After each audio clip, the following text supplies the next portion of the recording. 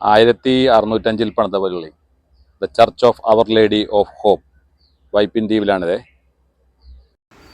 വൈപ്പിൻ ദ്വീപിൻ്റെ തെക്കേയറ്റത്താണ് ഈ പള്ളി സ്ഥിതി ചെയ്യുന്നത്. പ്രത്യാശമാതാ പള്ളി എന്നും ഈ പള്ളിനെ അറിയപ്പെടുന്നുണ്ട്.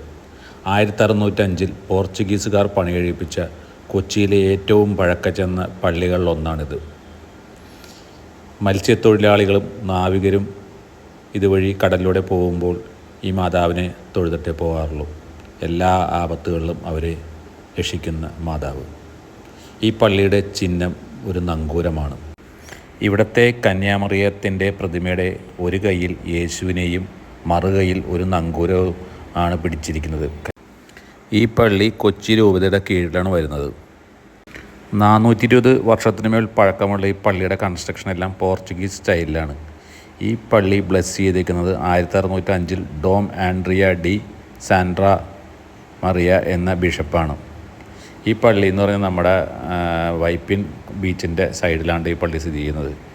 ഇപ്പോഴുള്ള കറക്റ്റ് ലൊക്കേഷൻ എന്ന് പറഞ്ഞാൽ നമ്മുടെ വൈപ്പിൻ ഫോർട്ട് കൊച്ചി ജെട്ടിയിലെ അതിൻ്റെ തൊട്ടടുത്തായിട്ടാണ്. നമ്മൾ ഫോർട്ട് കൊച്ചിയിൽ നിന്ന് വൈപ്പിനിലോട്ട് വരുന്ന ആ ജെട്ടിയിലെ അതിൻ്റെ അടുത്തായിട്ടാണത്.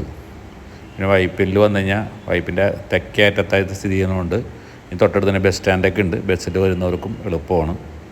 അപ്പോൾ നിങ്ങൾ ഈ വൈപ്പിൻ ഭാഗത്ത് വരുമ്പോൾ ഈ മനോഹരമായിട്ടുള്ള പള്ളിയൊക്കെ കാണണം.